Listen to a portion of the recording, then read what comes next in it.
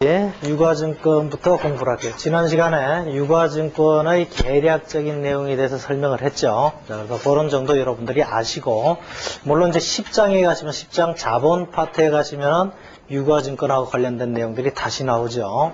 이제 그거하고 연계시키고, 이제 주식에 대해서는 10장에서 다시 나오고, 또 다시 좀 장기간 투자 목적으로 하는 투자 유가증권에 대해서는 8장에서 또 다시 나올 거예요. 그래서 그 부분 가서 계속적으로 공부를 하시고요. 자, 이번 시간에 120페이지 유가증권에 대해서 우리가 공부를 하죠. 자, 굵은 글씨만 볼게요. 굵은 글씨. 자, 유가증권의 의의해서 굵은 글씨 보면은, 자, 첫 번째, 두 번째, 세 번째, 네 번째 문단에 첫째, 타인으로 하여금 사업에 동참하게 하는 거다. 타인으로 하여금 사업에 동참하게 하는 거다. 자, 내가 장사를 할 때, 사업을 할 때, 내 돈만 갖고 못하니까 일단은 너도 같이 나랑 어울려서 같이 사업을 해보자. 이렇게 해서 꼬셔가지고 돈을 투자하게끔 만들죠. 그때 투자하게끔 만들고, 네가 내 사업에 투자를 했으니까 이만쯤 투자했다라는 증거자료로 제시하는 게 주식을 교부한다고 그랬죠. 바로 그게 이제 주식이 되는 거예요. 사업에 동참했다는 증거자료로 그 동참한 사람한테 주는 것이 바로 주식이라고 그랬고요. 자, 어쨌든 주식을 보면은, 자, 주식을 발행한 회사 입장에서는 그것은 자본이 돼요. 자본이 되고. 그러나 그것을 주식을 갖고 있는 사람, 주식에 투자한 사람은 투자자가 되는 거죠. 그 투자자 입장에서는 내가 나중에 돈을 돌려받을 권리가 있는 거예요. 그러다 보니까 자산이 되겠죠. 어쨌든 우리가 주식을 유가증권이라고 하고요. 유가증권의 종류 중에 주식하고 채권이 있는데 주식을 유가증권이라고 하고요. 자, 그것을 짧은 기간 나는 주식에 투자하겠다 하는 사람은 유동자산으로 분류하고, 나는 긴 시간 동안 주식에 투자하겠다 했을 때는 우리가 투자자산으로 분류를 하고 있어요. 고정자산으로. 그건 조금 이따 다시 살펴보고요. 자, 둘째, 마지막 문단을 보면 둘째, 타인으로부터 자금을 빌리는 것이다. 즉 차입하는 것이다. 남한테 돈 빌리죠. 기업에서 돈을 빌리고, 내가 너한테 이만한 돈을 빌렸다. 자, 돈을 빌렸으면 뭘 돌려줘야 되죠?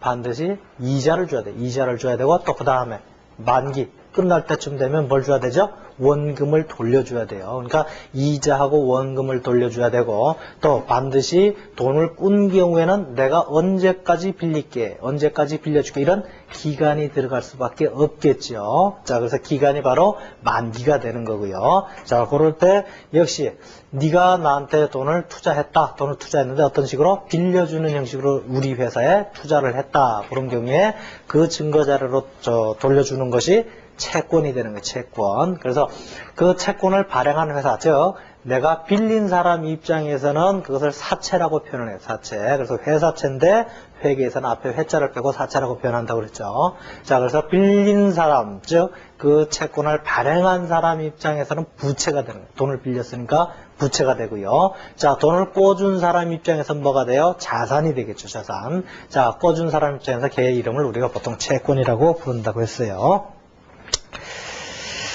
자, 그래서 그런 내용들이 121페이지 쭉 적혀 있고요. 자, 아까 투자자 입장이냐, 발행자 입장이냐, 뭐 이런 걸 우리가 살펴봤는데요. 121쪽 그 중간쯤에 표 하나가 나와 있죠. 그래서 투자자 입장이냐, 발행자 입장이냐에 따라서 부르는 이름하고 계정 과목 그리고 위치가 달라지게 되죠. 자, 그래서 항상 회계학에서는 현상은 하나라고 써요.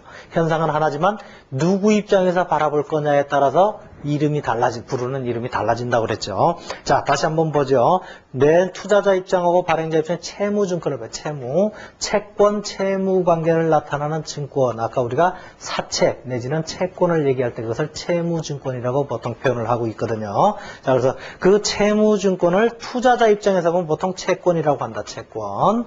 자, 그리고 발행자 입장에서는 사채라고 표현한다. 사채는 부채다. 사채는 부채. 자, 그 다음에 지분증권. 지분은 몫이에요. 누구 목 그랬죠. 그래서 지분증권의 가장 대표적인 것이 주식이다. 그 주식을 발행한 회사 입장에서는 주식이라고 얘기하고, 그것이 우리가 회계 처리할 때는 자본금 이렇게 회계 처리를 하고요. 그건 물론 10장에서 다시 살펴보고, 자, 그 친구들은 보통 이제 우리가 역시 자산으로 취급하고 그것을 기간에 따라 이제 분류를 하게 되고요. 자, 역시 발행자 입장에서는 자본금이 돼요. 자본금. 발행자 입장에서는 자본금. 투자자 입장에서는 주식해서 우리가 주식이라고 부르고요.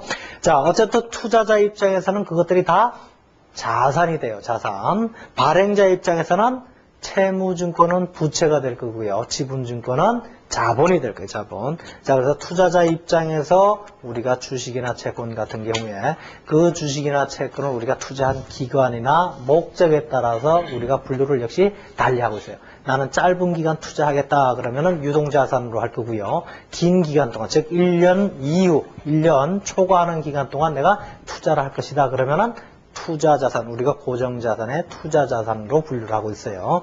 자, 그 분류는 우리가 그 8장에서 자세히 살펴볼 거고요. 자, 한번 다시 유가증권의 종류별로 살펴보도록 하죠. 그래서 첫 번째 주식, 그 밑에 이 유가증권의 종류에서 주식. 자, 굵은 글씨만 보죠. 주식은 지분증권이라고도 한다. 지분, 몫이라고 그랬죠. 자, 그리고 그 밑에 문단 보시면은 이러한 주식에 투자하는 이유는 주식에 왜 투자를 하느냐. 첫 번째, 회사를 지배할 목적이다. 회사를 지배할 목적이다. 자, 우리가 보통 이제 요새 뭐 대기업들이 문제가 많이 되는데요. 지금 예를 들어 삼성을 예를 들어보죠. 삼성에서 지금 삼성생명이 있다. 삼성생명이 있고 삼성전자가 있다. 자, 삼성생명에서 삼성전자 주식을 가지고 있죠. 삼성생명 내지는 삼성화재에서 삼성전자 주식에 지금 투자하고 있어요. 자, 투자하고 있는 이유가 그 삼성전자를 통해서 돈을 벌려고 하는 이유라기보다는 주로 이 삼성전자를 지배하는 데 사용되고 있다고요. 사실은. 삼성그룹의 오너가 이 삼성전자를 지배할 목적으로 이 삼성화재나 삼성생명을 통해서 이런 주식을 들고 있어요. 그래서 그 주식은 팔아요? 안 팔아요? 절대 안 팔죠. 오너가 이 삼성그룹을 포기하기 전엔 절대 안 팔 거예요. 그죠? 자, 그래서 삼성그룹에서 삼성전자 주식을 서로 뭐 많이 교차해서 들고 있다. 어쨌든 들고 있는 이유는 대체적으로 이거는 회사를 지배할 목적, 그 회사를 좌지우지할 목적이에요. 자, 그래서 첫 번째 목적이 회사를 지배할 목적이 있고요. 두 번째는 배당을 받을 목적, 배당. 자, 투자를 했으니까 예를 들어 이 삼성전자에서 돈을 많이 벌었다. 그럼 어떻게 해야 돼요?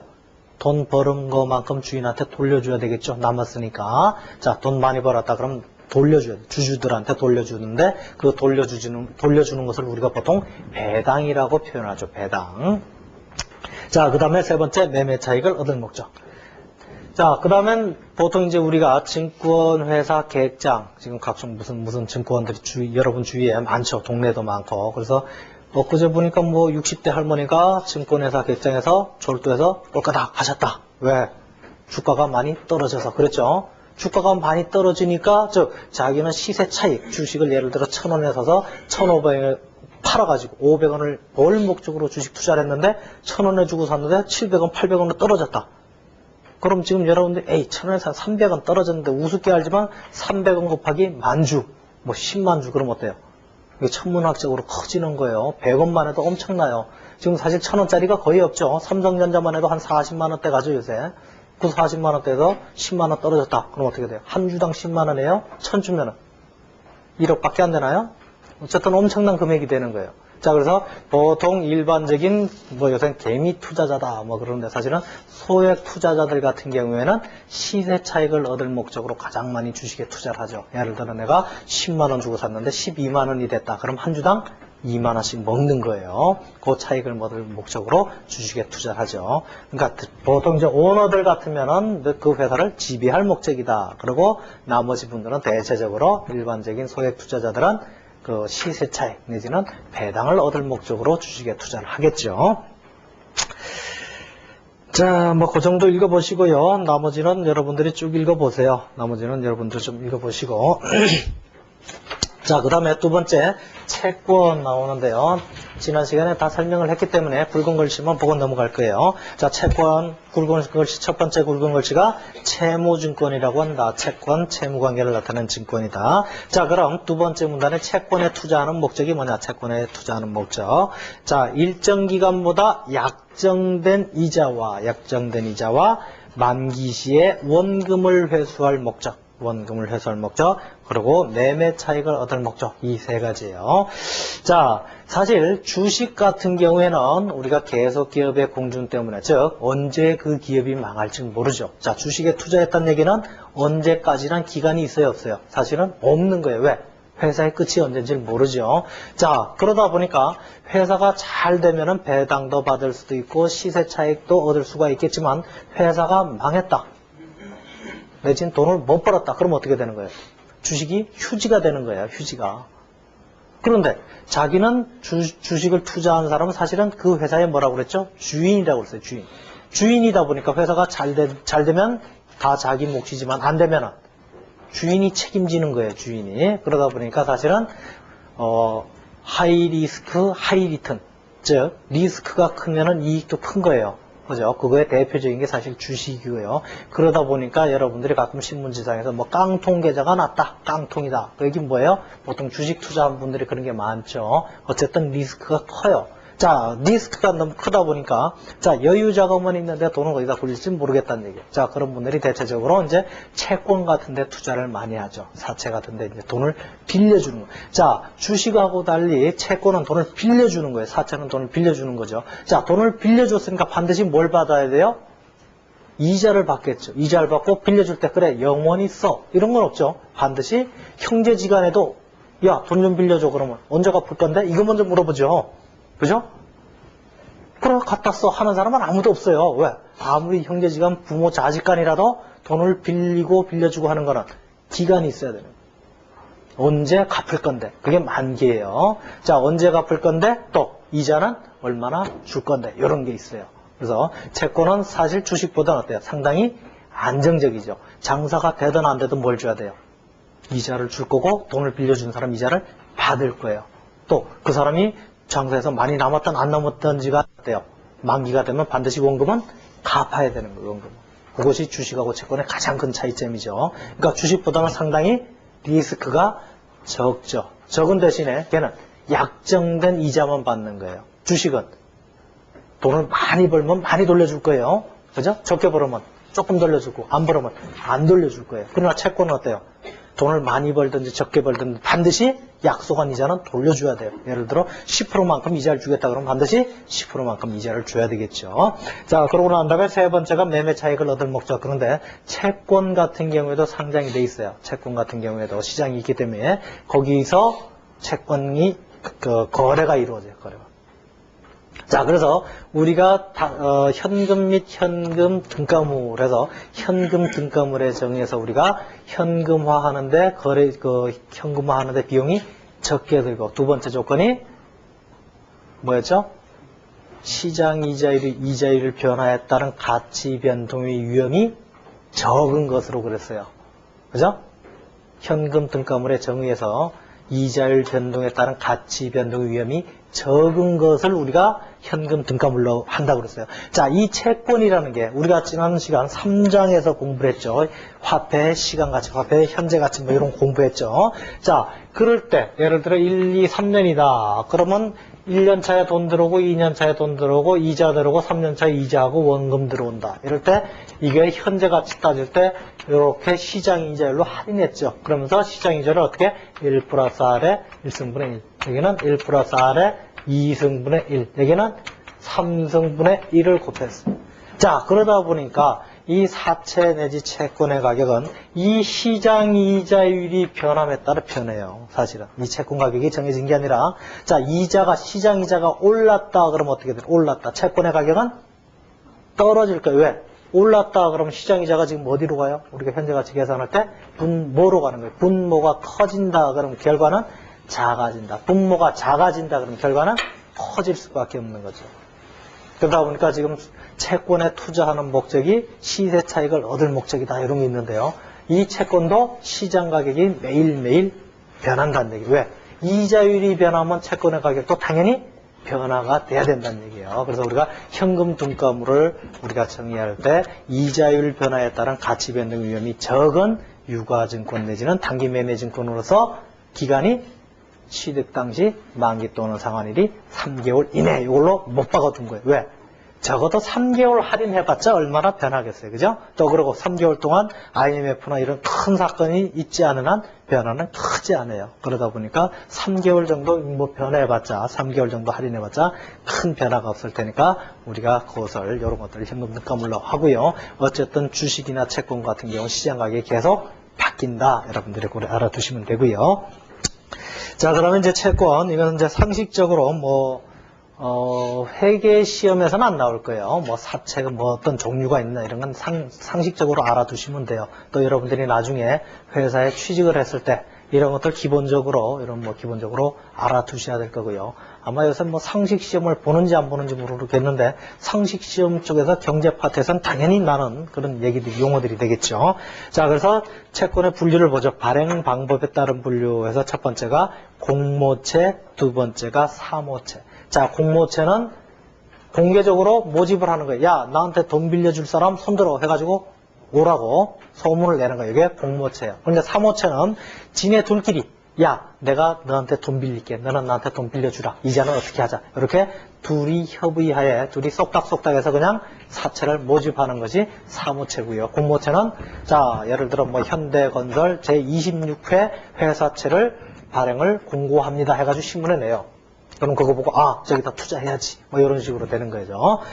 자, 두 번째 발행 주체 이한 분류. 이건 첫 번째 국채, 공채, 사채 이렇게 되어 있는데 국채는 국가에서 발행한 채권이고요. 그 다음에 공채는 지방자치단체 같은 공공기관에서 발행한 거고요. 사채는 역시 그 앞에 회자가 빠진 거예요. 회자가 빠져서 회사에서 발행한 채권이 회사채다. 자, 그 당구장 표시하고 사채 역시 되어 있는데 그거는 개인 사자죠. 개인 간의 돈거래를 나타내기 위해서 쓴 거예요. 자, 그래서 우리가 그 사채 맨 밑에 당구장 표시하고 개인 사자가 들어간 사채는 뭐다? 차입금이나 대여금으로 처리한다고 했어요. 회계에서는. 자, 그 다음에 세 번째 기업회계기준상. 그럼 유가증권을 어떻게 분류할래? 기업회계기준상.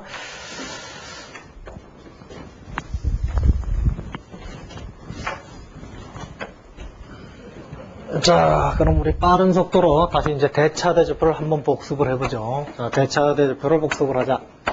자, 대차대조표에서 크게 자산을 두 개로 대분류하죠. 첫 번째가 뭐예요? 유동자산하고 두 번째가 고정자산이고, 부채도 역시 크게 대분류하죠. 유동부채하고 고정부채로 분류하고요. 자본은 어떻게 분류하죠?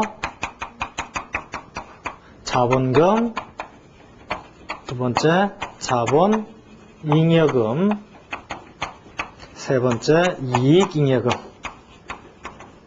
네 번째 자본조정 이렇게 이제 분류를 하죠. 자, 그래서 유동자산을 다시 대분류를 한 것을 다시 중분류를 해보면 유동자산은 다시 당좌자산하고 두 번째 재고자산으로 분류가 되죠. 그 다음에 고정자산은 다시 투자자산하고 두 번째 유형자산, 세 번째 무형자산 이렇게 우리가 분류를 하고 있어요. 자, 그럼 우리가 지금 공부하고 있는 게 이제 유가증권을 공부하고 있어요. 유가증권. 자, 그럼 유가증권은 어떻게 분류할래? 그래서 유가증권 같은 경우에도 지금 이제 기간이나 투자 목적에 따라서 그 분류 기준이 달라진다고 그랬어요. 자, 그래서 유가증권은 어떻게 분류할 거냐? 유가증권은 첫 번째 기간으로 분류해요. 유가증권은. 자, 유가증권에서 이제 주식하고 채권을 달리 놓고 좀 보시는 게 좋아요. 자, 유가증권을 첫 번째 분류하는 기준이 우리가 지금 여기서 대분류하는 기준이 뭐였죠? 1년이었죠. 1년. 대차대조표 작성일로부터 1년 이내에 현금화가 가능한 자산은 유동자산, 그렇지 않은 자산은 고정자산. 1년 이내에 현금화해서 돈을 줘야 된다, 돈을 갚아야 되는 게 유동부채, 1년 이후에 갚을 게 고정부채 이렇게 했죠. 자, 역시 유가증권도, 유가증권의 가장 대표적인 선수가 주식하고 채권이 있는데 이 주식하고 채권을 팔아서 1년 안에 현금화시킬 의도 내지는 현금화시킬 수 있는 자산은 우리가 역시 유동자산으로 불려요. 유동자산. 1년 내에 현금화가 가능한 것은 유동자산. 유동자산 내에서 유동자산 중에 당좌자산으로 분류하고 그 중에 우리가 단기매매증권이라고 분류해요. 1년 안에 현금화 시킬 의도도 있고 그럴 만한 능력도 있는 경우에 우리가 단기 매매 증권이라고 분류를 하고요. 이 단기 매매 증권은 유동자산으로 분류해요. 유동자산 중에서도 당좌자산으로 분류를 하고요. 자, 그럼 얘는 1년 안에 돈 될 수 있는 애고 1년 이후에 돈 될 애들을 다시 분류를 하는데요. 과거에는 얘를 그냥 유가증권, 얘를 투자유가증권 이렇게 분류를 했어요. 작년까지는. 근데 올해부터는 어떤 식으로 분류하냐면은 얘를 갖다가 매도 가능 증권하고 지분법 적용 투자 주식 이렇게 분류돼요. 자, 1년 이후에 돈 현금화 시킬 수 있는 애들은 매도 가능 증권하고 지분법 적용 투자 주식 이렇게 분류를 하고요. 이 친구들은 어디로 가느냐? 고정자산에 투자자산에다 분류를 하고 있어요. 자, 그 다음에 채권 같은 경우는 어떻게 분류를 할 거냐? 채권도 역시 단기 매매 증권이라고 동일하게 1년 이내에 현금화가 가능하다. 그런 친구들은 역시 단기 매매 증권이라고 그러고요. 자, 그 다음에 1년 이후에 현금화가 가능하다. 그런 경우에는 어떻게 분류하고 있냐면 만기 보유 증권하고 매도 가능 증권으로 이렇게 분류를 하고 있어요. 자, 너무 크게 스트레스 받으실 건 없어요. 몇 번 여러분들이 분개를 해보시고 왔다리 갔다리 해보시면은 저절로 될 거예요. 또 중급회계 가서도 여러분들이 열심히 공부를 하셔야 되고요.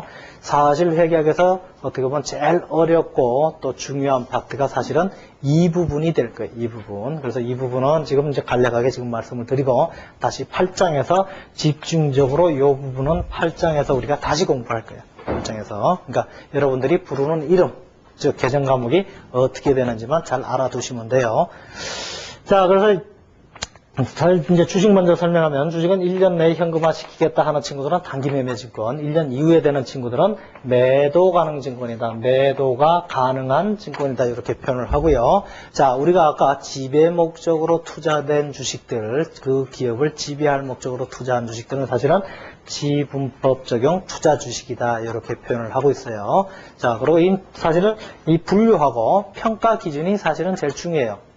사실은 분류 기준하고 평가 기준이 제일 중요한데 여러분들이 큰 걱정하지 마시고 그냥 따라오시면 돼요. 따라오시면 저절로 여러분 익숙해질 거고요.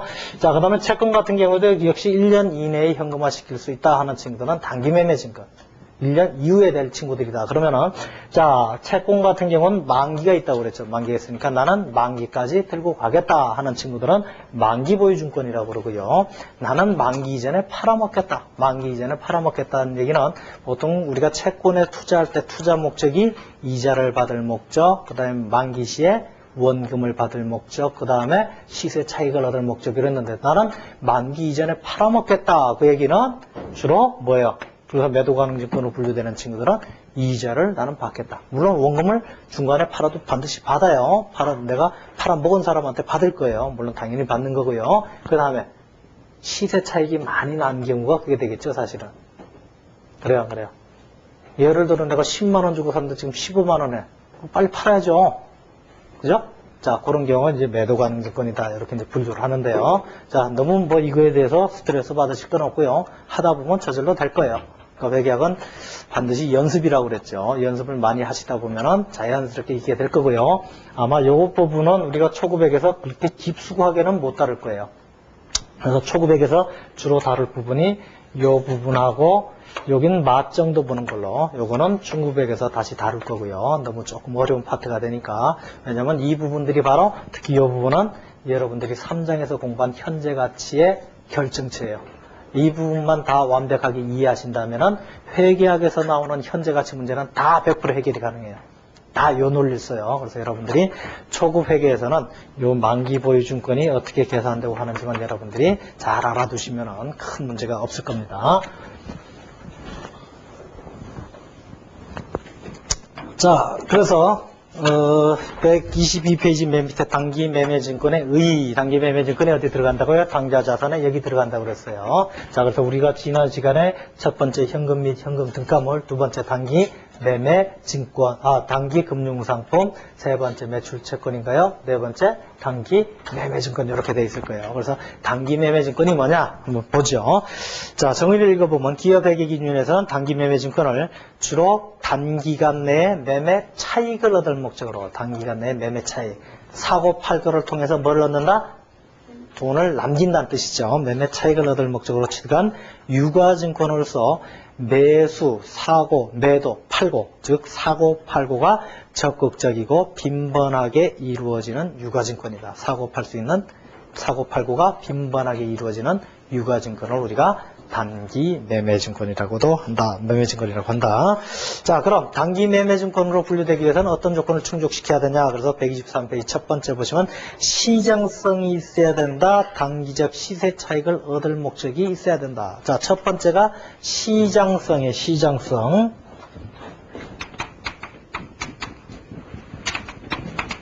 자, 우리가 시장, 재래시장이다. 그럼 뭐예요? 어떤 배추나 무, 내지는 여러분들이 요새 좋아하는 호떡도 있고요. 어쨌든 그런 것들을 사고 파는 유형의 시장이에요. 보이죠? 그 시장은. 그런데 사실은 유가증권에서도 시장이 있다고 그랬어요. 그죠? 유가증권, 즉 주식이나 채권을 사고 팔 수 있는 보이지 않는 무형의 시장이 있다고 그랬어요. 자, 우리가 그걸 물론 회계학에서 시장이라고 하고요. 걔도 시장이라고 그래요. 다만 무형이다. 보이지 않는다. 그 뿐이고요.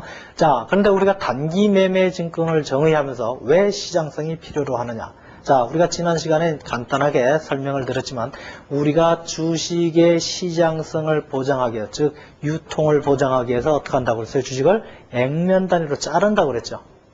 지난 시간에 액면 단위로, 즉 예를 들어 10억, 100억 이게 아니라 만원권, 10만원권 이런 식으로 잘라가지고 사고 팔고가 잘 이루어질 수 있도록 한다고 그랬어요. 자, 그래서 그 자른 단위를 우리가 그 단위별로 액면이라고 그랬죠. 예를 들어 10만원짜리다 그러면 액면이 10만이다. 10만원짜리로 자른다. 이렇게 했고요. 자, 그런데 문제가 뭐냐면은 그 주식을 사고 팔 때, 자, 아무나 지금 여러분들이 길거리에서 가지고 그냥 나 주식 팔아요. 채권 팔아요. 아무도 안 쳐다보죠.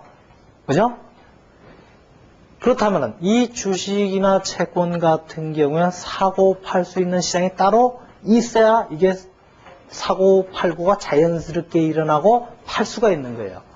자, 그렇기 때문에 그러한 주식을 사고 팔 수 있는 시장을 따로 마련해 주고 있어요. 그래서 우리나라 같은 경우는 보통 이제 증권거래소에다가 시장을 만들어 줬어요. 주식을 여기서 사고 팔아라. 자, 그래서 보통 이 증권거래소에서 거래가 되는 주식들을 우리가 상장주식이다. 상장주식이다. 자, 장에다가 올려놓은 주식이다 해서 상장주식이에요. 그런데 아무 주식이나 여기 와서 사고 팔아라. 이건 안 되겠죠. 자, 예를 들어 지금 이 로이즈 학원이 법인이라고 가능해요. 주식회사다. 자, 이 로이즈 학원에서 참 원장님이 말씀을 잘 하시죠. 자, 그래서 원장님이 하루는 느닷없이 자, 내년에 인터넷으로 동영상을 강의를 하는데 인공위성을 하나 띄워가지고 대한민국에 있는 동영상 업체를 내가 다 주워먹겠다. 그래서 인수합병을 다 해버리겠다. 그래서 내년에 일단 1차적으로 인공위성을 띄울 거고요. 그 다음에 모든 학원들을 다 제휴를 해가지고 내가 하여튼 대한민국의 학원은 학원 재벌이 되겠습니다 하고 떠들어서 나한테 투자할 놈들 다 와 그랬어요. 그러다 보니까 이 학원의 실체라든지 이 학원의 능력을 모르는 사람들은 어때요? 좋죠. 아이디어가 인공위성 하나 띄우면 얼마나 좋아요. 그리고 그 인공위성에서 교육 인공위성을 띄워서 하여튼 대한민국의 교육방송은 내가 다 주워먹겠다. 엄청나게 큰 프로젝트고 돈도 짭짤하게 벌리겠죠. 자, 그러다 보니까 부산에서도 들어오고 심한 경우 미국의 교포도 들어오고 하여튼 전국 각지에서 여기다 돈을 다 투자해요. 자, 그런데 여러분들이 아다시피 인공위성을 띄울 능력은 요만침도 없어요. 인공위성이 뭔지도 몰라, 사실. 그죠? 인공위성을 만들 능력이 전혀 없어. 그럼에도 불구하고 시장에다 대고 나 인공위성 만들 거예요. 그래서 학원 다 주워 먹을 거예요. 동영상 내가 다 끝낼 거예요. 이런 식으로 했더니 하여튼 엄청나게 많은 사람들이 다 들어와서 투자를 하더라는 얘기예요. 그런데 사실은 이 회사에 많은 문제가 있죠. 인공위성을 띄울 능력이 없어.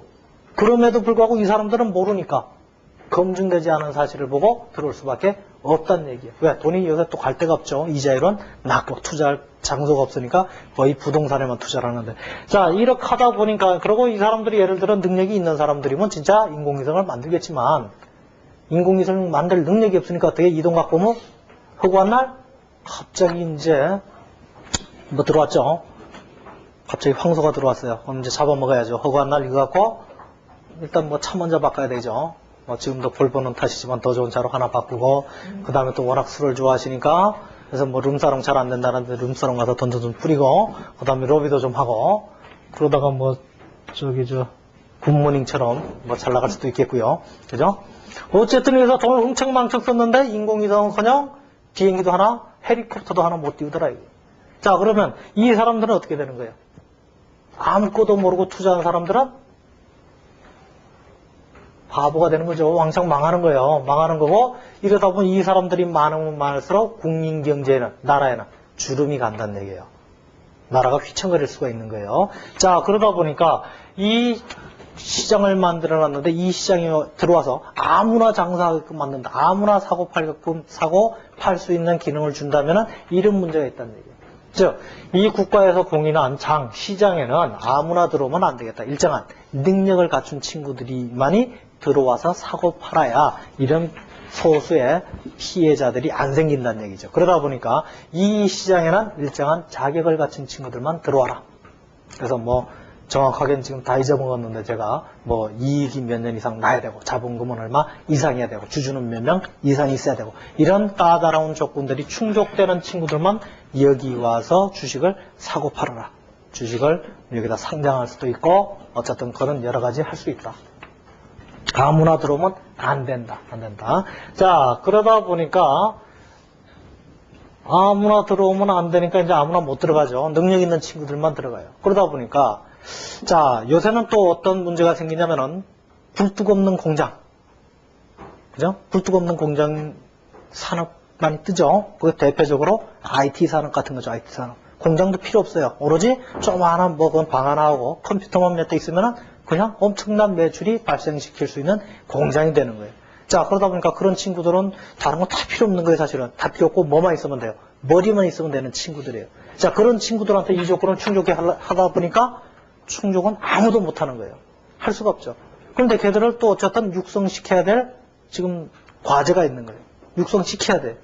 그래야 우리나라가 선진국 대열에 빨리 들어갈 수 있고 돈도 많이 버는 거죠. 자, 그러다 보니까 그런 친구들을 좀 육성하자 해가지고 지난 정권이죠. DJ 정권에서 뭐 IT 산업 어쩌고저쩌고 해가지고 많이 했죠. 물론 사기꾼들도 엄청나게 많이 등장을 했지만 어쨌든 그런 친구들이 들어와서 그런 친구들도 주식을 사고 팔 수 있는 시장이 좀 있어야 되겠다. 자, 이런 엄격한 조건은 충족은 못 시키지만 비교적 어느 정도 기술이 있고 그런 친구들은 돈이 없어서 못하는 친구들을 따로 모아가지고 그 대신 어느 정도 능력이 있는 친구들을 따로 모아가지고 니네끼리 거래해라. 니네끼리. 그걸 이제 보통 우리가 코스닥이다. 그렇게 이제 코스닥 주식이다 많이 듣죠. 신문에도 나오고요. 매일 나오죠. 어쨌든 이 코스닥이라는 걸 만들어가지고 얘는 증권업협회에서 관리를 해라. 우리나라 증권업협회에서 관리를 해라. 그래서 증권업협회에서 관리하는 친구들이 코스닥이에요. 자, 어쨌든 이 주식을 크게 대분류할 때 얘는 상장, 밑에는 비상장이에요. 얘는 상장이 됐죠. 얘는 비상장, 상장이 안 됐어요. 자, 그래서 비상장 중에 조금 4가지가 있는 애들을 따로 모아서 니네끼리 해라. 그런데 그 4가지도 못 갖춘 놈들은 그냥 오리지널 비상장이 되는 거겠죠. 자, 어쨌든 이런 식으로 이제 지금 체계가 돼 있고요. 자, 어쨌든 지금 우리가 당좌 자산의 단기 매매 증권에서 시장성을 두는 이유가 자, 내가 주식을 팔고 싶을 때 이런 애들은 어때요? 이런 애들은 나 주식 팔게 하고 증권회사에다 전화 걸어서 나 얼마에 팔 거니까 좀 내놔줘 하면은 얼마에 팝니다 하고 고시가 돼요. 즉시 전화 한 통 때리면 내지는 요새는 집에서 하죠. 인터넷으로 주문을 넣어요. 나 얼마에 팔게요. 그럼 지금 수십만 명, 수백만 명이 보고 있다. 그래, 나도 살게요. 그럼 바로 즉시 거래가 체결돼요. 그리고 조금 더 싸게 팔면 바로 즉시 내놓자마자 즉시 거래가 체결된다고. 심한 경우 어떤 놈은 나는 이 가격에 미리 살게 하고 미리 주문을 내놓은 거예요. 거기다 팔 수도 있고요. 이런 친구들은 즉시 거래가 돼요. 그런데 비상장 주식 같은 경우에, 완전히 비상장 같은 경우에는 내가 샀게 여기다 못 내놔요. 그럼 여기서 아무리 크게 떠들어도 팔려요, 안 팔려요? 안 팔려요. 왜? 그 기업이 어떤 기업인지 모르니까 누구도 사려고 하지 않는 거예요. 그 기업 자체를 모르니까. 그러다 보니까 비상장 주식 같은 경우에는 내가 주식을 산다면 나 팔을게. 그래도 남들이 볼 때 팔 능력이 있어요, 없어요? 없는 거예요. 이 주식들은 바로 팔릴 거예요. 판다 그러면은 예를 들어 지금 가격보다 100원만 밑에다 내놔도 분명히 팔려요. 그런데 비상장 주식, 이런 시장이 서지 않는 주식들은 개별적으로 주식을 사고 팔아야 돼요. 개인과 개인이 만나가지고 계약서를 써가지고 그걸 통해서 주식을 팔 수밖에 없는 거예요. 그러다 보니까 그런 비상장 주식들은 투자한 사람이 아무리 판다고 해도 팔릴지 안 팔릴지 보장이 안 되는 거예요. 그런데 우리가 유가증권의 유동자산의 대정의가 뭐예요? 1년 이내에 현금화할 의도 내지는 능력이 있어야 돼요. 근데 쟤는 나는 1년 안에 팔게, 그런데 팔릴지 안 팔릴지를 제3자가 보증을 할 수가 있어요, 없어요? 아무도 보장을 못하는 거예요. 10년이 가도 안 팔릴 수도 있는 거죠. 왜? 장이 없으니까. 개별적으로 팔아야 되니까. 그러다 보니까 유동자산에 포함된 단기매매증권의 첫 번째 조건이 시장성이 있어야 된다. 즉시 팔고 싶을 때 즉시 팔 수 있는 시장이 형성돼 있어야 된다. 그래서 그 시장이 보통 우리가 증권거래소에 개설된 시장, 내지는 증권업협회에 개설된 시장. 우리나라 유교 증권시장이고요. 그 다음에 외국 같은 경우에 런던 증권거래소, 뉴욕 증권거래소, 이제 외국에서 공인된 그런 시장, 이런 것들까지를 우리가 어떻게 다 상장, 시장성이 있는 주식으로 본다. 이렇게 우리가 보고 있는 거예요. 두 번째, 단기적 시세 차익을 얻을 목적. 나는 곧 팔겠다. 이런 의지가 있어야 된다는 얘기예요. 적어도 유동자산으로 분류되기 위해서는 나는 곧 팔아먹겠다. 이런 의지가 있어야 된다. 나는 1년 후에 판다 그러면 여기 절대 못 들어간다는 얘기예요. 그러니까 두 가지 조건. 첫 번째, 시장성이 있어야 된다. 시장성이 있어야 되고, 두 번째, 단기적 자금운용 목적이다. 즉 단기적 시세 차익을 얻을 목적으로 투자해야 된다. 그런 거고요. 네 번째, 이제 우리가 그 정의는 살펴봤고요. 네 번째, 단기매매증권의 취득. 단기매매증권의 취득.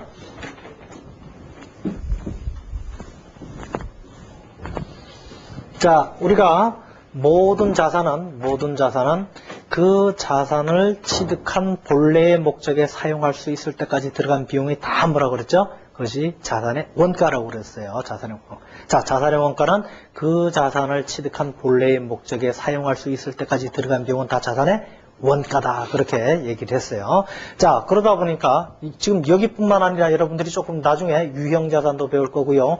무형자산도 배울 거고, 그 다음에 여기 고정자산에 가서 우리 지금 유가증권에서 애도가능증권 기타 등등을 배울 건데요. 어쨌든 모든 자산에서 취득원가는 어떻게 결정한다? 그 자산을 취득한 본래의 목적에 사용할 수 있을 때까지 들어간 비용은 다 자산의 원가다. 이렇게 하시면 돼요. 예를 들어 저 뒤에 에어컨이 있다. 에어컨을 사는 목적이 뭐예요? 에어컨을 산 목적이 뭐예요? 장식용이에요? 아니죠. 뭐예요? 찬바람 쐬는 게 에어컨의 목적이에요. 찬바람이 나오게끔 즉 시원하게 해주는 것이 에어컨의 목적이죠. 그러다 보니까 에어컨을 샀다 그러면 가게에서 사오겠죠. 가게에서 사와가지고 에어컨은 조금 무겁죠. 무겁다 보니까 뭐가 들어가요? 운반 비용이 들어가죠. 그러니까 그 운반 비용도 에어컨의 원가에 들어가는 거예요. 그 다음에 요새 이제 특히 겨울에 에어컨들 많이 사죠. 여름에 에어컨보다는 요새는 겨울에 에어컨을 장만해. 왜? 싸게 주죠. 안 팔리니까 싸게. 지금 비수기니까 싸게 줘요. 싸게 주고 여러 가지 공짜로 많이 주죠. 겨울에 어쨌든 에어컨을 사왔어요. 사오는데 에어컨을 그냥 갖다만 놓으면 돼요? 아니죠. 뭐 해야 돼요? 설치를 해야 되죠. 그죠? 설치를 해야 되고, 또 실외기, 뜨거운 바람이 빠지는 거, 벽에 구멍을 뚫어서 실외기를 만들고, 그죠? 그 다음에 가스 같은 거 채워야 되죠. 어쨌든 그런데 비용들이 많이 들어가요. 그래서 언제까지가 그럼 에어컨의 원가일 거냐? 에어컨하고 우리가 장비에 기재를 할 거냐? 그거는, 설치하고 난 다음에 뭐 해봐요, 반드시? 한번 틀어보죠. 틀어봐서 시원한 바람이 나면 아저씨 수고하셨어요 하고 돈 주고 가라 그러고, 시원한 바람이 안 나면 어떻게 해요? 갖고 가라고. 바꿔와. 이렇게 되는 거죠. 그래서 어쨌든 찬바람이 나왔다. 그러면 그 순간까지, 찬바람이 나오는 순간까지 들어간 비용이 다 뭐다? 자산의 원가예요. 자산의 원가. 이거는 모든 자산하고 관련된 거예요. 모든 자산. 그러니까 에어컨을 샀다 그러면 에어컨을 가게에서 사는 값, 거기다 운반비, 설치비, 그 다음에 한번 틀어본다. 그걸 유식한 말로 시운전비라고 그래요. 에어컨이야 조그만한 거니까 뭐 그냥 뭐 시운전비가 별로 안 들지만 공장에 몇백억짜리 기계다 그러면 시운전비가 몇십억이 들 수도 있어요. 어쨌든 내가 그 자산을 취득한 본래 용도에 사용할 수 있을 때까지 들어간 비용은 다 자산의 원가다. 이렇게 여러분들이 알아두시면 돼요. 자, 그럼 우리가 단기매매증권 그 목적이 뭐예요? 단기매매증권에 취득하는 목적이 시장성 있는 거예요. 그리고 단기적 매매 차익을 얻을 목적이에요. 나는 그 유가증권을 사가지고 어떤단 얘기예요? 팔아먹을 거죠? 비싼 돈에. 어쨌든 내가 산 금액보다 비싼 값에 팔아먹을 거예요. 자, 그래서 팔아먹을 수 있는 상태가 될 때까지 들어간 비용이 그 단기 매매 증권의 취득원가가 되는 거예요. 자, 그러다 보니까 지금 현재 우리나라에서 유가증권을 샀다, 주식이나 채권을 샀다 그러면 그냥 내가 사는 가격 플러스 또 다른 것이 들어가요. 자, 보통 이제 정부에 세금 내요, 세금. 증권 거래세다 이런 걸 내요. 세금 내고. 또 내가 사는데 나를 도와주는 사람들이 있죠. 내가 주식이나 채권을 살 때 그냥 사는 게 아니라 시장 가서 사야 되는데 시장에서 그 업무를 대리해 주는 사람들이 있어요. 보통 그 사람들을 우리가 증권회사다 그렇게 얘기를 하죠. 그럼 증권회사가 맨입으로 해주나요? 아니죠. 증권회사도 뭐 수수료를 받아야만 되겠죠. 그러다 보니까 증권회사에 내는 수수료, 뭐 증권 거래세 이런 것들이 나가는데, 자, 그렇게 나가는 거는 그때까지 나간 비용이 다 뭐다? 유가증권의 원가가 돼. 단기매매증권의 원가. 되죠? 어쨌든 그것을 내 자산화 시키는데 들어간 비용들은 다 자산의 취득원가다. 이렇게 여러분들이 알아두시면 되고요. 자, 뭐 취득원가는 뭐 큰 문제가 없어요. 뭐 그까지는 이것이 다 자산의 원가에 들어간다 하는 게 문제가 없는데, 자, 그 다음에 이제 등장하는 문제가 단가가 얼마냐. 이제 단가가 문제예요. 단가. 자, 보통 이제 단가 표시를 어떻게 하냐면 이렇게 표시를 해요. 여러분들은 골뱅이 하면은 뭐 인터넷에서 많이 쓰는 거죠. 이메일 할 때. 자, 그런데 회계학에서는 골뱅이 하면 단가가 무슨 뜻이냐면 하나당, 단수가 뭐예요? 하나죠? 복수하면 두 개고요. 단가, 그럼 하나당 가격이 얼마냐 이럴 때 우리가 단가라고 그래요. 하나당 얼마냐. 그러면서 회계학에서 표시를 어떻게? 골뱅이로 표시한다. 골뱅이 하면 얘가 하나당 얼마짜리구나. 여러분들이 알아두시면 되고요. 자, 왜 단가가 문제가 되냐면은 예를 들어서 삼성전자 주식을 처음에 100주를 샀다. 100주를 샀다. 100주를 사고 얼마야? 예를 들어 10만 원에 샀다. 자, 그런 다음에 조금 있다가 200주를 샀는데 11만 원에 샀다. 자, 그 다음에 400주를 또 샀는데 이번에는 9만 원에 샀다. 자, 이렇게 여러 번 나눠서 주식을 살 수가 있죠. 한 번 사고 마는 게 아니에요. 그리고 또 지금 우리가 단기 매매 증권의 정의가 뭐라고 했어요? 매수와 매도가 적극적이고 빈번하고 반복해서 일어나는 거예요. 사고 팔고가 계속해서 사고 이중간에 팔고 사고 팔고가 일어날 수가 있어요. 자, 그러면 예를 들어 이쯤 팔았다. 이쯤에 예를 들어 10주를 팔았다. 어느 거 팔았어요? 알아요, 몰라요? 모르죠. 그러다 보니까 자, 그렇다고 이거를 나 무조건 10만 원짜리 팔았어. 요렇게 이제 얘기를 하는 게, 나는 그러면 어떤 그 가정이 있을 수가 있냐면은 내가 지금 어떤 놈을 팔았는지 잘 모르니까 가정을 하게 돼 있어. 가정. 나는 처음에 산 놈 먼저 순서대로 팔려. 그럼 난 요 놈 먼저 팔래. 요 놈부터 팔린 걸로 가정할래. 이렇게 보는 방법이 있어요. 그걸 갖다가 우리가 이제 선입선출법 그렇게 얘기를 해요. 선입, 먼저 들어온 놈이 선출, 나갔다. 먼저 나갔다. 먼저 들어온 놈이 먼저 나갔다 하는 게 선입선출이고요. 나는 그럼 나중에 산 놈부터 팔아먹은 걸로 할래. 그럼 요건 후입선출이에요. 나중에 들어온 놈이 먼저 팔렸다. 후입선출. 근데 나는 그것도 귀찮다. 그래서 어떻게? 나는 평균적으로 팔린 걸로 할래. 그럼 요게 평균법이 되는 거예요. 평균법. 근데 나는 완사세 평균을 낼래 하는 거는 요걸 총평균법이라고 하고요. 나는 이 두 번째 샀을 때 평균 내고 다시 얘하고 다시 평균 내고 쫓아다니면서 평균 내는 거는 이동평균법이래요. 자, 이런 식으로 이제 가정을 할 수가 있는데요. 어쨌든 단가를 결정하는 게 문제가 돼요, 단가를. 자, 근데 단가 결정하는 거는 여러분들이 어디서 자세하게 공부할 거냐면은 재고자산에서 다시 공부할 거예요. 재고자산에서 사례를 들어서 선입선출법, 후입선출법, 평균법, 평균법에서도 총평균법, 이동평균법 이런 내용들을 자세하게 공부할 거고요. 일단 우리 유가증권에서 간단하게 우리가 단가를 계산하는 것만 한두 가지 해보고요. 자, 정확한 방법은 어디서 배운다? 재고자산에서 별도로 배울 것이다. 자, 그래서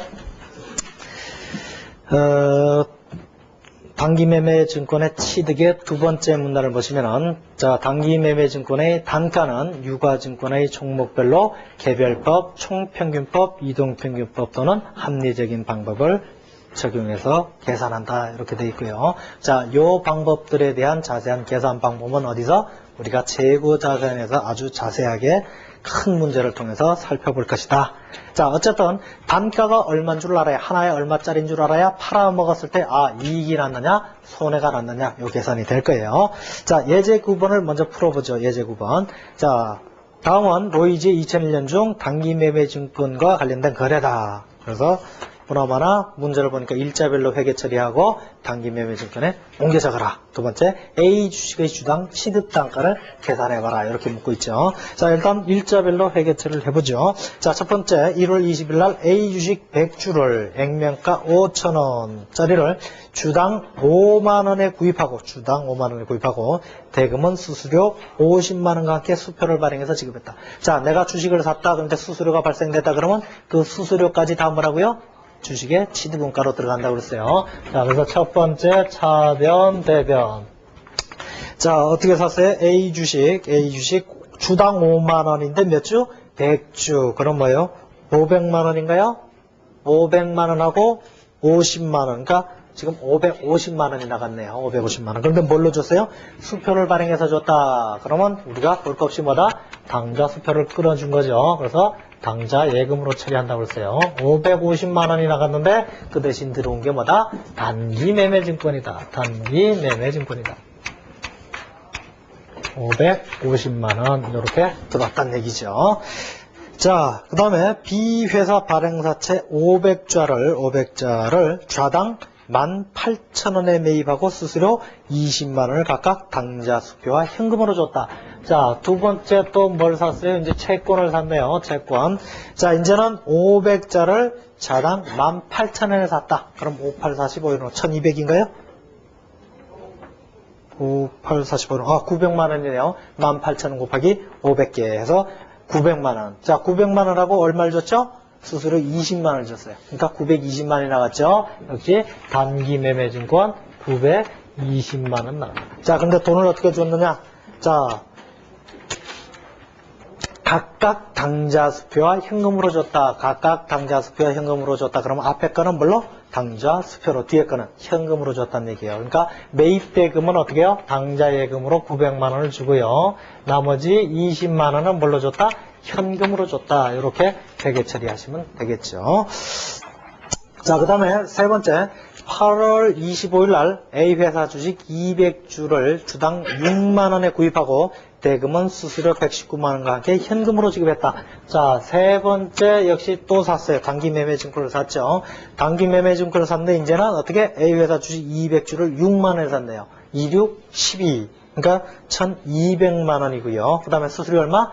119만원을 줬다. 그러면 1319만원에 샀다. 자, 대금은 어떻게 줬느냐? 역시 이제는 다 현금으로 줬네요. 현금 1319만원을 줬다. 자, 네 번째. 자, A회사로부터 배당금 40만원과 B회사로부터의 6개월분 이자 50만원을 현금으로 지급받다. 네 번째. 자, 주식 투자했으니까 배당 받고요. 채권 샀으니까 이자 받고요. 돈 받았죠? 현금 얼마 받았어요? 40만원하고 50만원 합쳐서 90만원 받고요. 왜 받았느냐 하니까 뭘 받았어요? 첫 번째, 배당금 받았죠? 배당금 수익. 얼마 받았어요? 40만원 받고요. 나머지는 뭘 받았어요? 50만원은 이자를 받은 거죠. 이자 수익. 이렇게 회계 처리하시면 되죠. 자, 그 다음에 단기매매증권의 계정에 전개해봐라. 그럼 단기 매매증권 적어놓고 지금 어떻게 차변에 하나, 둘, 세 개 갖다 그대로 순서대로 적어주시면 되겠네요. 자, 그 다음에 A 주식의 주당 취득단가를 계산하시오. 그럼 하나당 얼마짜리냐? 지금 A 주식이 어떻게 돼 있어요? 얘하고 1번하고 3번에서 샀죠. 1번에서 몇 개 샀죠? 1번에서 100개 사고요.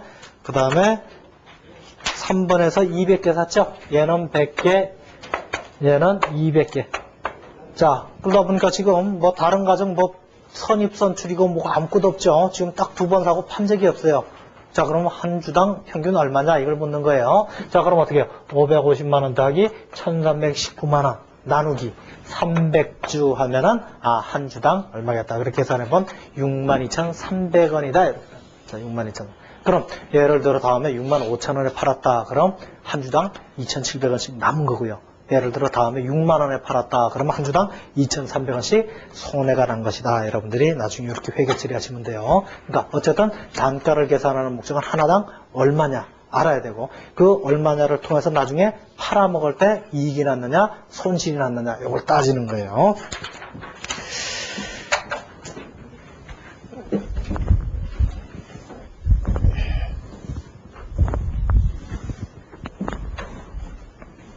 자, 그 다음에 단기 매매 증권의 평가 이런 테마가 나오는데요.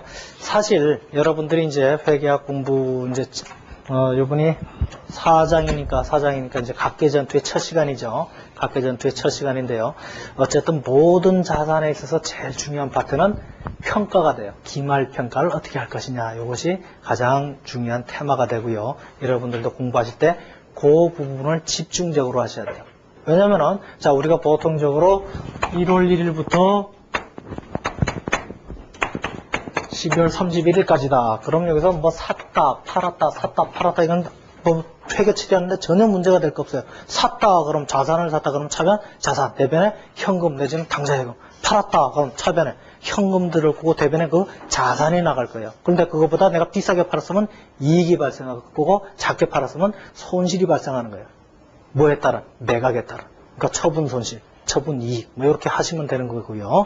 자, 문제가 뭐냐면 12월 31일 날이 제일 문제가 되는 거예요. 자, 우리가 대차대조표의 한계를 말할 때, 대차대조표. 그 전에 일반적인 회계인, GAAP, 일반적으로 인정되는 회계원칙, 회계원칙에서 제일 첫 번째 테마가 뭐였어요? 역사적 원가주의, 취득 원가주의.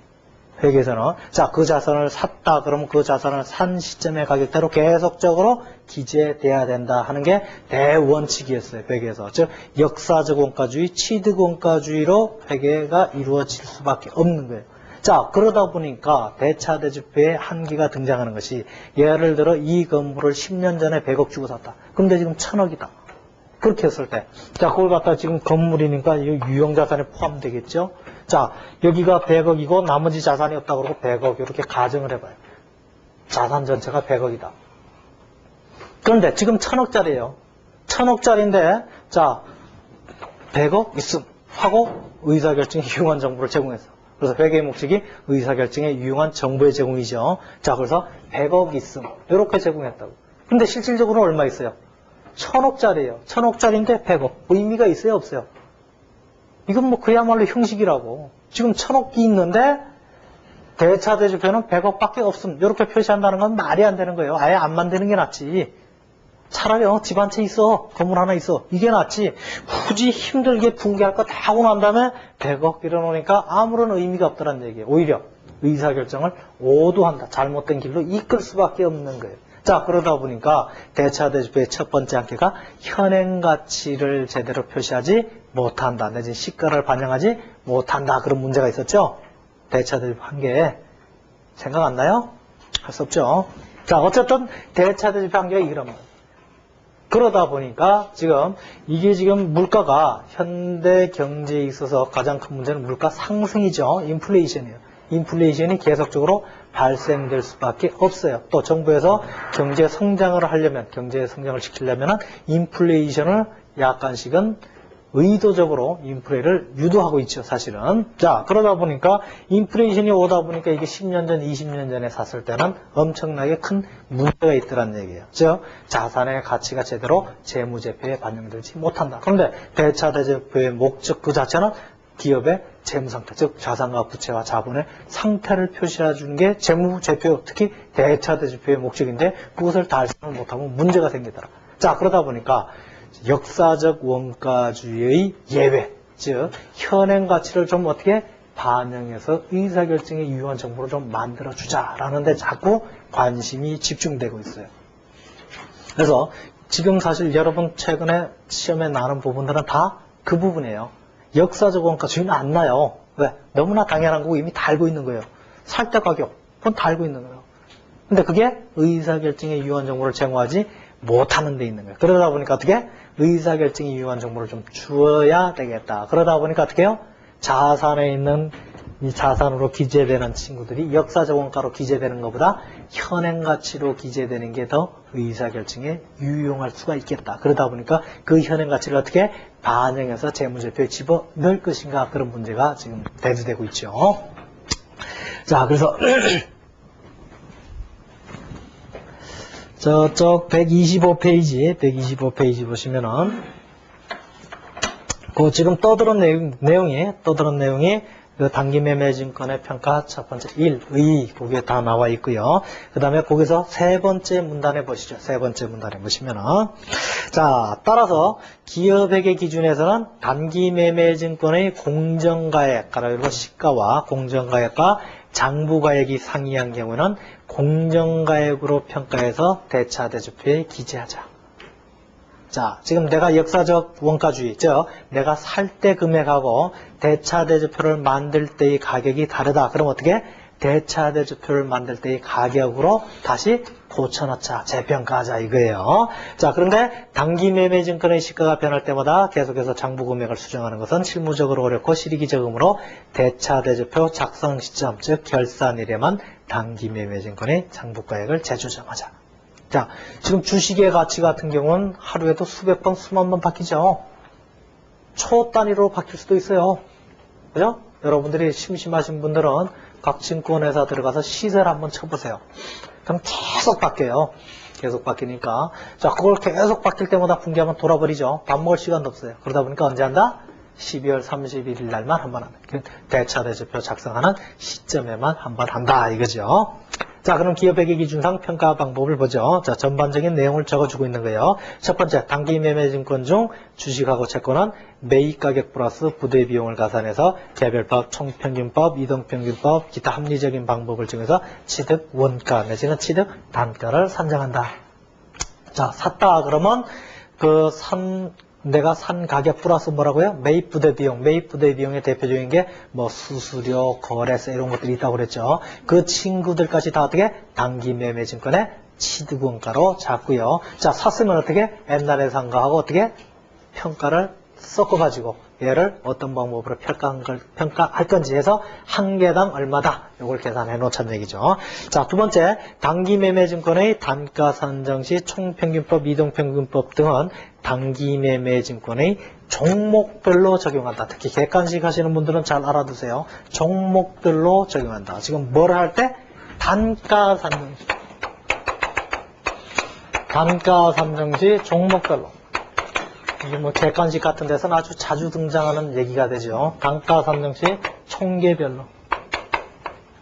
아니다는 얘기죠. 자, 예를 들어서 지금 단가 하나당 얼마냐를 계산하는 거예요. 예를 들어 지금 아까 계속 얘기한 대로 S전자하고 H전자, 지금 하이닉스인가 뭘로 돼 있을 거예요. 자, 이걸 샀다. 예를 들어 이걸 40만 원에, 한 주당 40만 원에 100주를 샀다. 얘는 역시 100주를 샀는데 500원 주고 샀다.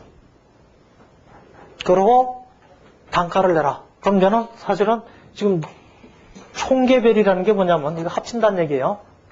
총계니까. 그럼 총 200주고 40만 아니지. 100주니까 얼마야? 공이 두 개 더 들어가니까 하나 둘 셋 4천만 원이네요. 4천만 원에 100주니까 4천만 원하고 얘는 500주에 100원 5만 원. 4천만 5만원 나누기 200주 해가지고 한 주당 뭐 한 21만원이다. 이렇게 계산하는 게 아니란 얘기죠. 그죠? 이렇게 계산되면 문제가 심각해요. 예를 들어 지금 샀어요, 이렇게. 딱 보니까 지금 한 주당 평균 21만원이죠. 그리고 딱 보니까 지금 삼성전자 40만원이야. 어이구, 19만원 벌었네? 즉시 팔아야죠. 그래, 안 그래요? 말이 안 되는 거예요. 얘는 얘끼리 단가를 계산하고 얘는 얘끼리 단가를 계산해야 돼요. 당연한 얘기죠. 그런데 말로 해놓으면 조금 어렵죠.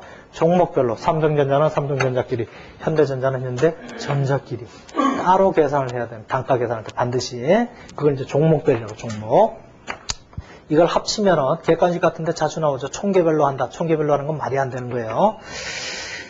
자, 그 다음에 세 번째, 결산 시 단기 매매 증권의 취득원가 또는 장부가액과 공정가액이 상이한 경우에는 공정가액을 대차대지표 가액으로 한다. 우리가 다시 공정가액 시가를 대차대지표 가액으로 재평가한다고 했어요. 자, 이때 시가를 공정가액으로 보는 경우 대차대지표일 현재의 종가여야 돼. 대차대지표일 현재의 종가가 없는 경우에는 직전 거래일의 종가에 의한다. 자, 없으면 그 전날 종가를 갖다 써라. 자, 그리고 네 번째, 장부가와 공정가액과의 차액은 단기매매증권 평가이익 또는 단기매매증권 평가 손실 계정으로 처리해서 단기손익에 반영하라. 단기손익에.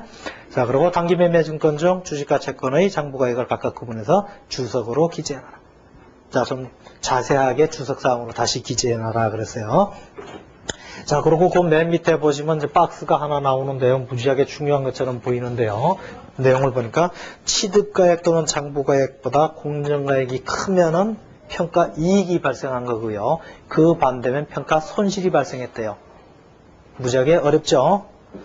그죠? 너무나 당연한 얘기. 예를 들어 100원 주고 샀는데, 살 때 100원 주고 샀는데 지금 120원 돼 있대요. 그러면 20원에 이익이 발생한 거죠. 그런데 왜 이익이 발생했어요? 뭐 해보니까? 평가해보니까 팔아먹은 게 아니라 지금 뭐 했어요? 평가했죠? 평가해보니까 20원 이익 발생했어요. 그런데 뭐를 평가해보니까? 단기매매증권을. 그러니까 단기매매증권 평가이익 20원 이렇게 돼요.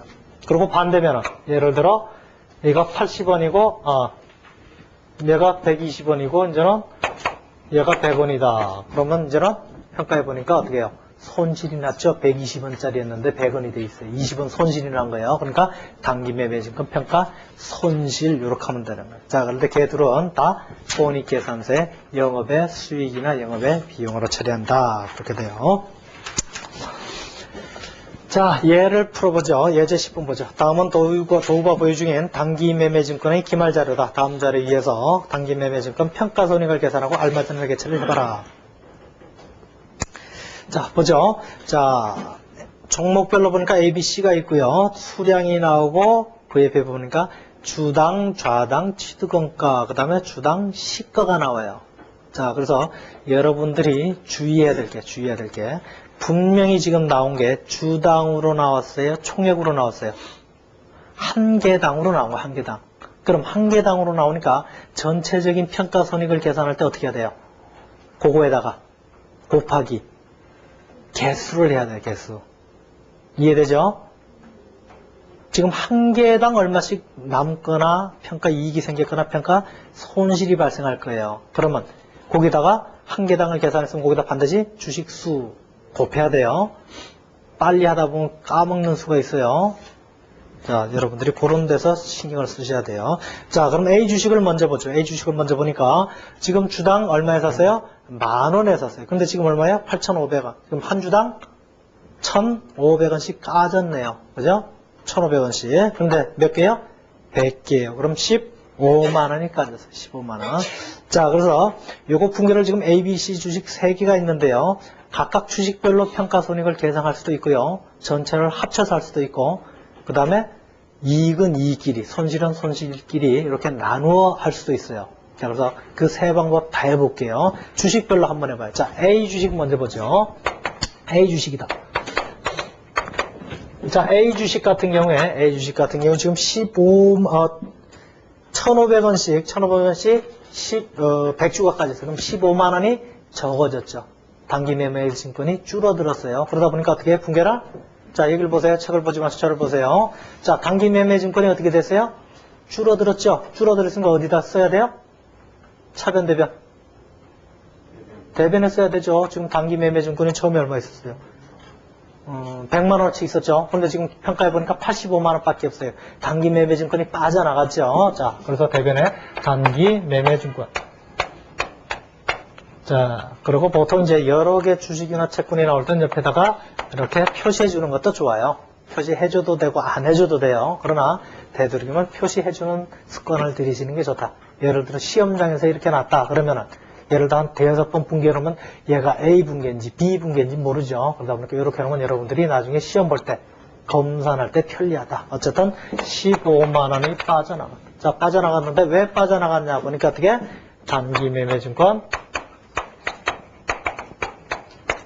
평가 손실이다.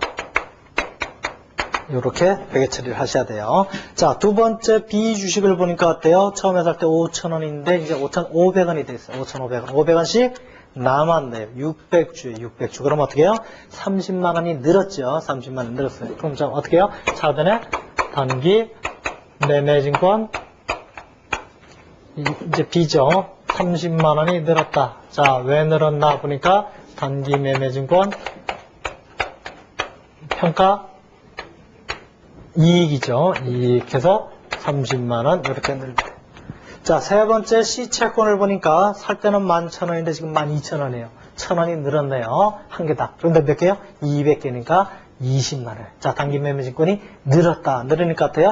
차변에 가야죠. 단기 매매증권 C에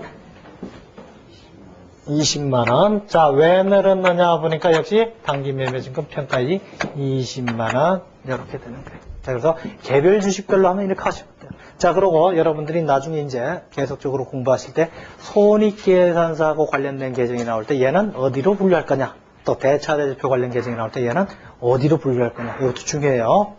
나올 때마다 여러분들이 계속 캐치해서 알아두셔야 돼요. 그래서 단기매매증권 평가손실, 단기매매증권 평가이익 이렇게 나오는데 얘는 이익은 영업의 수익, 얘는 영업의 비용 이렇게 따시면 되고, 이 단기매매증권은 대차대조표의 강자자산, 유동자산 중에 강자자산으로 기재된다. 여러분들이 이렇게 아시면 돼요. 자, 그래서 주식별로 할 때는 그냥 이렇게 하시면 돼요. 주식별로 하시면 이렇게 하시면 되고요.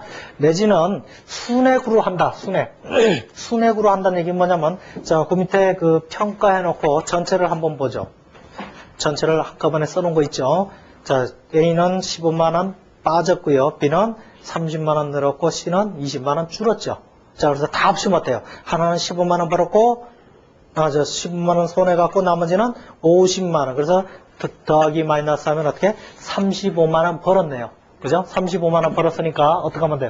차변 전체를 한꺼번에 한다 그러면 단기매매증권 얼마? 다 합쳐서 35만 원. 대변에 단기매매증권 평가 이익 35만 원. 이렇게 할 수도 있고요. 자, 세 번째 이제는 이익은 이익끼리, 손실은 손실끼리 하자. 자, 손실은 난 거는 뭐예요? 15만 원이죠? 손실 난 거면 15만 원짜리 있죠? 그러니까 손실 난 거 15만 원짜리 한 줄. 또 이익 난 거 보니까 50만 원 났죠? 50만 원 난 거 한 줄. 이렇게 하는 세 가지 방법이 있어요. 세 가지 방법. 자, 그래서 여러분들이 예를 들어 시험 문제에서 아무 말 없이 그냥 평가해라. 그러면 되도록이면 그냥 이렇게 해주세요. 그냥 평가해라 했을 땐 대체적으로 이걸 묻기 위해서 묻는 경우가 상당히 많을 거예요. 특히 이제 주관식 같은 경우는 이렇게 하고요. 객관식 같은 경우에는 이거보다는 이거나 내지는 이익은 이익끼리, 손실은 손실끼리를 많이 물을 거예요. 객관식 같은 경우에는 합쳐서 하는 걸 많이 나올 거고요. 주관식 같은 경우 보통 여러 개의 주식이 나왔다 그러면 따로따로가 어떻게 되는지를 알려고 하는 경우가 많아요. 그런데 기업 회계 기준에 의한 방법은 지금 답에 처음에 풀어놨죠. 이익은 이익끼리, 손실은 손실끼리 이렇게 해주면 돼요. 자, 근데 사실 실무적으로 이 방법은 쓸 수 있을까요? 못 쓸까요? 사실 실무적으로 저 방법은 못 써요. 왜냐면 제가 그 삼성생명 감사 나가 보니까 그 당시에 제가 한 7, 8년 됐는데 감사 나간 지가 그 당시에 한 800종목 갖고 있어요. 800개 주식을. 그럼 붕괴를 몇 번 해야 돼요? 이대로 한다면 붕괴만 800번 해야 돼요. 짜증나요? 안 나요? 종목별로 다 해야 되니까 붕괴를 회계 처리를 짜증나죠? 그러다 보니까 이건 실무적으로는 사실 안 써요. 실무적으로 쓴다면은 총액으로 쓴다든지 아니면 순액으로 쓴다든지 두 가지 방법을 쓰는데 현재는 어쨌든 어떻게 총액으로 쓰는 방법. 이익은 이익끼리 손실은 손실끼리 나눠서 분결하는 방법을 쓰고 있고요. 어떻게 하든지 결과는 동일해요. 손익에 미치는 영향은 동일하다. 어떻게 하든지. 자, 그 다음에 6번째 단기매매증권의 처분 나오는데요. 단기매매증권을 처분한 경우에는 어쩌고저쩌고 뭐 잔뜩 써놨는데 역시 또 박스가 하나 나와 있네요. 보니까 처분가액이 내가 장부가액보다 크면은 이익이고 처분가액이 장부가액보다 적으면 손실이 난대요. 당연한 거죠. 100원짜리 120원에 팔았다가 20원 남았죠? 왜 남았나요? 처분했으니까. 그래서 처분이익이고 반대면은 처분 손실이 발생한 거죠. 자, 예제 11번을 보죠. 예제 11번을.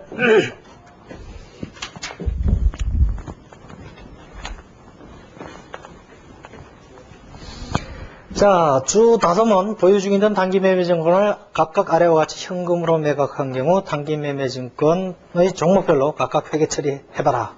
자, A 주식 같은 경우 내가 장부가액이 8,500원인데 얼마에 팔았어요? 8,000원에 팔았어요. 8,000원에. 근데 몇 개요? 100개요, 100개. 자, 그럼 뭘로 팔았대요? 현찰 받고 팔았죠? 자, 현금 들어오겠네, 현금. 얼마 들어와요? 8,000원 곱하기 100주에서 80만원 들어올 거예요. 자, 그런데 가만히 있는데 누가 나한테 돈을 준 게 아니죠. 나는 뭘 줬어요? 단기 매매증권을 줬어요. 단기 매매증권을 얼마짜리 줬어요? 8,500원짜리 줬어요. 자, 85만원짜리 주고 나는 80만원 받았어요. 그러니까 5만원이 손해가 났죠. 그래서 차변에 5만원 쓰시고 어떻게? 단기 매매증권 이번에는 처분 손실이다. 처분 손실이다. 이렇게 써주시면 되고요. B 주식 같은 경우는 장부가액이 한 자당 5,500원인데 6,000원에 팔았대요. 500원씩 남았죠. 500원씩 남았어요. 자, 근데 몇 개?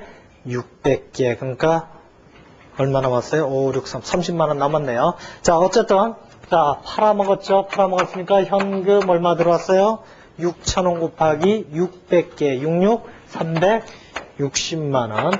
자, 그런데 대변의 단기 매매증권은 5,500원 곱하기 600개, 5, 6, 30, 5, 6, 30에서 330만원. 자, 330만원짜리를 주니까 360만원을 주더래요. 즉 30만원을 더 받은 거죠.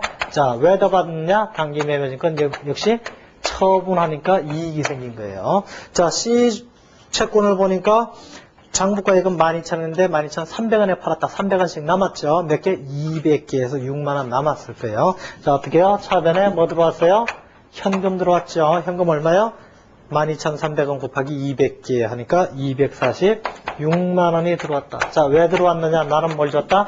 단기 매매증권을 줬다. 얼마짜리? 12,000원짜리 200개를 줬다. 그러니까 240만원을 줬는데 246만원이 들어오더라. 그러다 보니까 6만원을 더 받았죠. 그래서 왜 더 받느냐? 단기 매매증권 역시 처분 이익이 발생했다. 그래서 단기 매매증권 처분 이익도 역시 어디로 들어간다?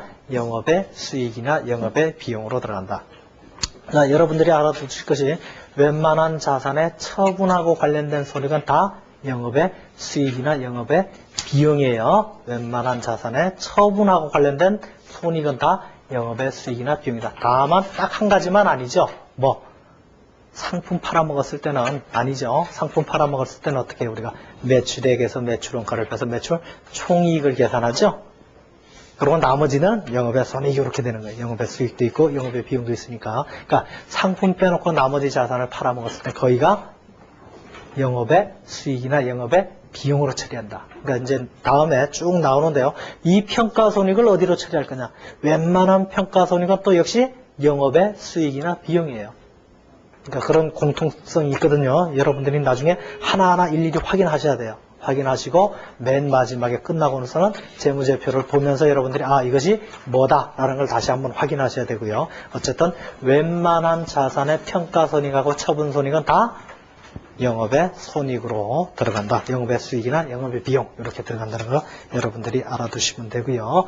자, 그러고 난 다음에 이제 연습 문제가 나오는데요. 연습 문제는 여러분들이 푸셔야 되고요. 지금 한 달 과정이기 때문에 연습 문제를 풀어드릴 수가 없어요. 연습 문제를 풀어드리려면 시간을 늘리든지 아니면은 제가 그 수업 시간에 설명하는 내용을 줄이든지 해야 되는데 여러분들한테 아마 그 정의를 정확히 알려드리는 게 여러분들한테 훨씬 그 학습에 도움이 될 거예요. 제가 문제 하나 더 풀어드리는 것보다. 자, 그러니까 일단은 여러분들이 본론 충실히 먼저 보세요. 1차 복습은 본론까지 보고요. 그 다음에 2차 복습할 때 본론 본 다음에 어떻게 해요? 연습 문제 주관식 정도까지. 그 다음에 세 번째 복습할 때 객관식까지 넘어가시고요. 최소한 객관식까지 보셔야 돼요. 뭐 주관식을 위주로 공부하시든지 객관식을 위주로 공부하시든지 간에 어쨌든 여러분들이 이 회계 원리는 최소한 대여섯 번 이상 보신 다음에 중급 회계를 공부하시는 게 신상에 좋아요. 보통 보면은 초급 회계 적당히 보고 뭐 중급 회계하고 별 차이 없으니까 중급 회계 가서 본다 그러는데요. 그 사람은 장수의 지름길을 걷고 있는 사람이에요. 반드시 짧은 시간에는 회계학을 전공 못해요. 왜? 회계학은 논리인데 중급 회계에서부터 본다는 얘기는 이해도 못하고 어떻게 해요? 문제 푸는 기계를 만들겠다는 얘기예요, 스스로. 그런 사람들은 시간이 오래 걸려요, 공부할 때. 그러니까 절대 중급 회계 함부로 넘어가지 마세요. 분계가 머릿속으로 자동으로 뺑글뺑글 돌 때까지 초급 회계 공부하세요. 그러니까 회계 순환 과정이 여러분 머릿속에 완전히 들어올 때까지 초급 회계하고 그 다음에 중급 회계하면 진도가 무지하게 빨리 나가요. 그게 더 빨라요, 시간이. 그러니까 초급 회계 공부하는 게 뭐 시간 낭비하는 거다 이게 아니에요. 반드시 초급 회계를 충분히 보시기 바랍니다. 자, 여기까지 하고 좀 쉽다 하죠.